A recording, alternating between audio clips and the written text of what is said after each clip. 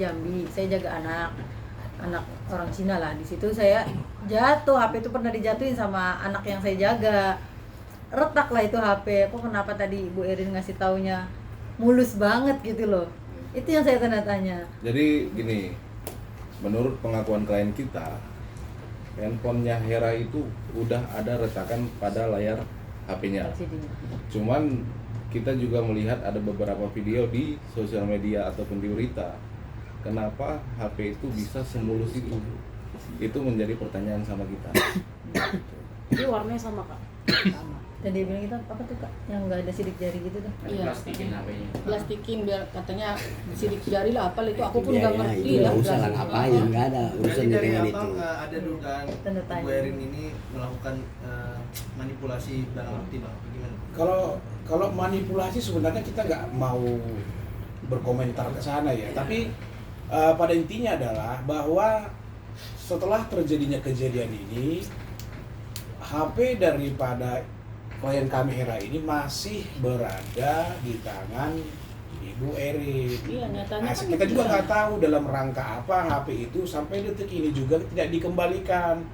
Nah, kalau balik-balik lagi mengenai data pribadi, HP itu juga merupakan data pribadi daripada klien kami ini. Iya. Jadi makanya ya jangan klien victim juga gitu ya.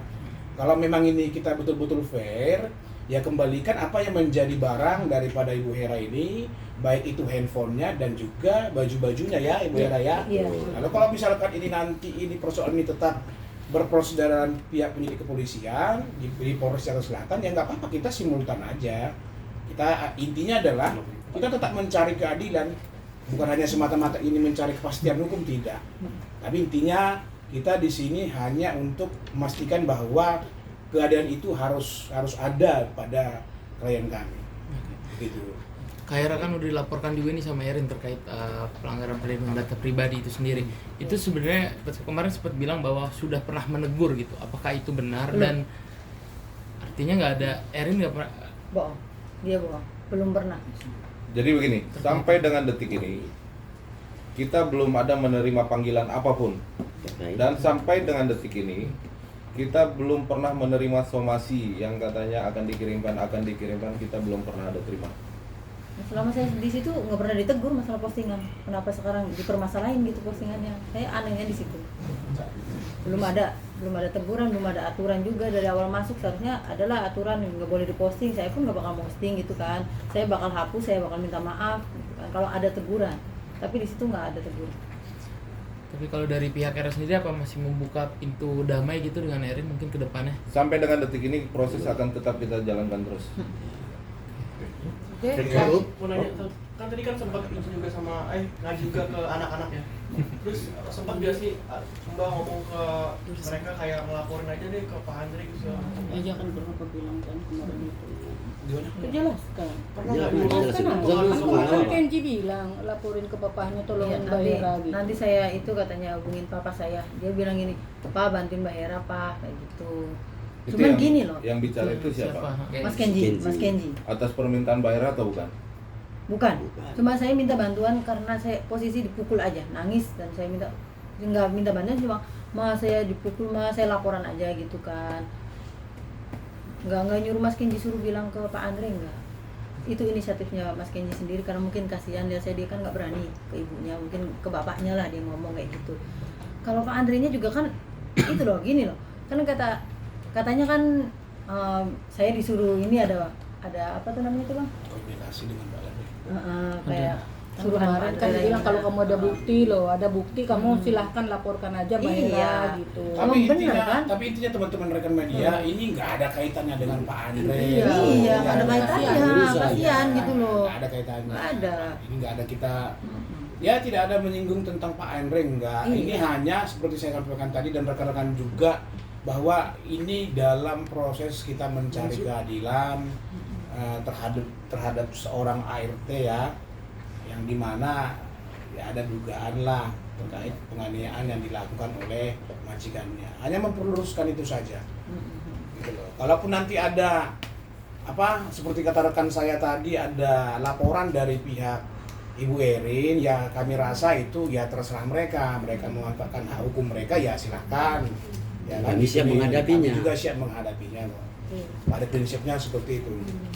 Dan saya pun sudah datang kan, saya juga sudah datang secara baik-baik dan saya pengen secara kekeluargaan. Namun dia bilang kemarin saya lihat itu tidak ada etiket baik untuk datang. Lalu yang dia muncul di balkon itu siapa? Gitu loh.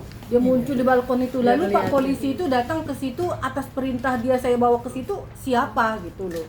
Jadi jangan introspeksi diri lah, introspeksi diri, coba bagaimana berbuat baik sama manusia, sesama manusia. Jangan mentang-mentang kaya seperti yang dia bilang, saya teman saya pejabat, pengacara, polisi, segala macam lah. Jadi kami yang miskin ini berteman ke siapa?